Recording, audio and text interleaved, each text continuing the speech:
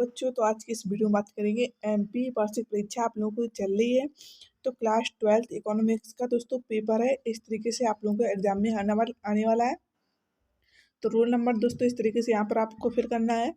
देख लीजिए दोस्तों, टोटल क्वेश्चन 23 होंगे, टोटल पेज 8 होंगे, टाइम आपको 3 घंटे मिलेगा और मार्क्स आपका 80 का होगा। इस तरीके से आप लोग देख लीजिए। विषय अर्थशास्त्र, कक्षा 12वीं। देखिए, समग्र शिक्षा अभियान, सेकेंडरी एजुकेशन, लोक शिक्षण संचालनालय मध्य प्रदेश। तो दोस्तों देखिए, आप लोगों के किस अध्याय से कितना कुछ आने वाला है, तो आप लोग देख सकते हैं। भाग 1 व्यष्टि अर्थशास्त्र, 1 परिचय, समान अर्थव्यवस्था। दूसरा, उपभोक्ता के व्यवहार का सिद्धांत, उत्पादन तथा लागत पूर्ण प्रतिस्पर्धा की स्थिति में फर्म का सिद्धांत, बाजार संतुलन, प्रतिस्पर्धा रहित बाजार। भाग 2 समष्टि अर्थशास्त्र का परिचय। इस तरीके से आप लोगों के आने वाले हैं। राष्ट्रीय आय का लेखांकन, मुद्रा और बैंकिंग, आय और रोजगार के निर्धारण, सरकारी बजट का अर्थव्यवस्था, खुली अर्थव्यवस्था, समष्टि अर्थशास्त्र। इस तरीके से आप लोग देख लीजिए, ये अंक इकाई इस तरीके से आप लोगों के एग्जाम में आने वाले हैं। प्रश्न पत्र निर्माण हेतु विशेष निर्देश। तो दोस्तों ये निर्देश दिए हुए हैं, तो आप लोग पढ़कर ही एग्जाम में आंसर दें। देखिए, कक्षा 12वीं, विषय अर्थशास्त्र, कला एवं वाणिज्य। कम की गई पाठ्यक्रम की विषय वस्तु। देखिए दोस्तों, इस तरीके से आप लोग जरूर देखकर अपने एग्जाम के क्वेश्चन के आंसर दें। देखिए, भाग 1 अध्याय 1 व्यष्टि अर्थशास्त्र का परिचय।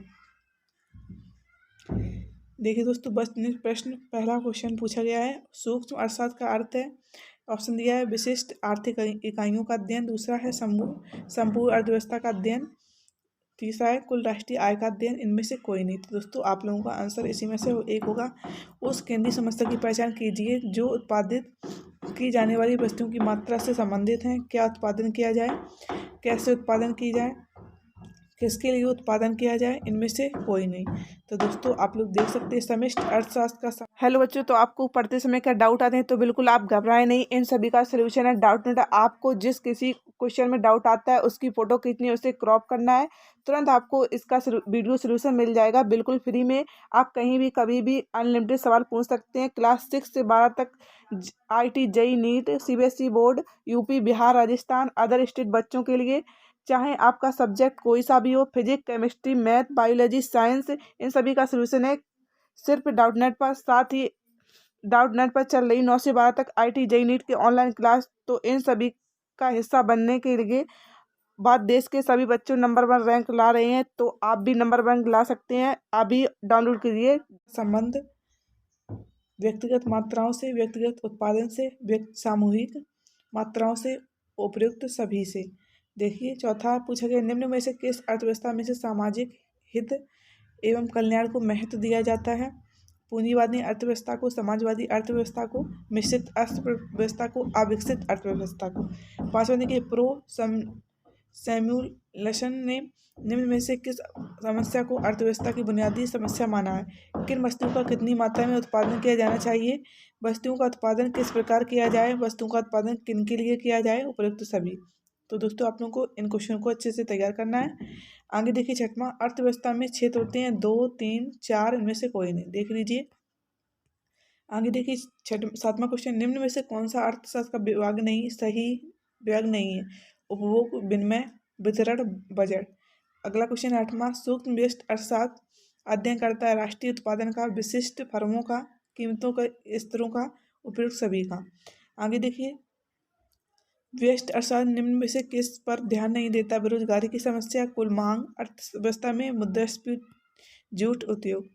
तो दोस्तों देख लीजिए, निम्न में से क्या एक सकारात्मक अर्थशास्त्र का उदाहरण है। दोस्तों ये आप लोगों को ऑप्शन दिए हुए हैं। आगे देखिए, अर्थशास्त्र जीवन के साधारण व्यवसाय में मानव जाति का अध्ययन है। यह परिभाषा जिनके द्वारा दी गई है, Adam Smith, Robbins, Marshall, Pigou. आगे देखिए, सर्वप्रथम सूक्ष्म शब्द का प्रयोग किसने किया। मार्शल ने, बोल्डिंग ने, कीन्स ने, रैग्नरफिश ने। 15वां क्वेश्चन है, व्यष्टि अर्थशास्त्र का दोष है। तो दोस्तों आप लोगों को ये ऑप्शन दिए हुए हैं। आगे देखिए, 16, निम्नलिखित में से कौन सी आर्थिक क्रिया नहीं है। शिक्षक द्वारा अध्यापन, चिकित्सक द्वारा मरीज की चिकित्सा, कृषक द्वारा कृषि फर्म, काला बाजारी। 17 देखिए, अर्थशास्त्र की प्रगति है विज्ञान, कला, विज्ञान एवं कला दोनों, इनमें से कोई नहीं।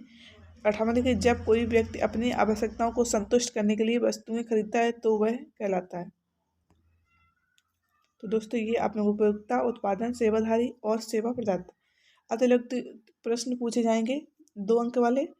व्यष्टि अर्थशास्त्र से क्या आशय है? व्यष्टि अर्थशास्त्र का मुख्य यन कीमत यन समझाइए। अर्थव्यवस्था से क्या आशय है? पूंजीवादी व्यवस्था से क्या आशय है? अर्थव्यवस्था की केंद्रीय समस्या क्या आशय है? समाजवादी अर्थव्यवस्था से क्या आशय है? लघु उत्तरी 3 अंक वाले देखिए, समाजवादी अर्थव्यवस्था की विशेषता लिखिए, व्यष्टि अर्थशास्त्र की सीमाएं लिखिए, केंद्रीकृत योजनाबद्ध अर्थव्यवस्था एवं बाजार व्यवस्था में अंतर लिखिए। पूंजीवादी अर्थव्यवस्था की कोई 3 विशेषताएं बताइए। आर्थिक समस्या उत्पन्न होने कोई 3 कारण लिखिए। एक, अर्थव्यवस्था की केंद्रीय समस्या क्या है? व्यष्टि अर्थशास्त्र तथा समष्टि अर्थशास्त्र में अंतर स्पष्ट कीजिए। तो दोस्तों इस तरीके से आप लोगों के एग्जाम में क्वेश्चन आने वाले हैं, तो इन क्वेश्चनों की अच्छे से तैयारी करिएगा। और दोस्तों अगर आप लोगों को इसके आंसर भी चाहिए तो आप लोग कमेंट कर बता सकते हैं। नेक्स्ट वीडियो में आप लोगों को आंसर भी मिलेंगे, तो आप लोग जल्द कमेंट करिए और वीडियो को लाइक करें, चैनल को सब्सक्राइब करें। दोस्तों मिलते हैं नेक्स्ट वीडियो के साथ।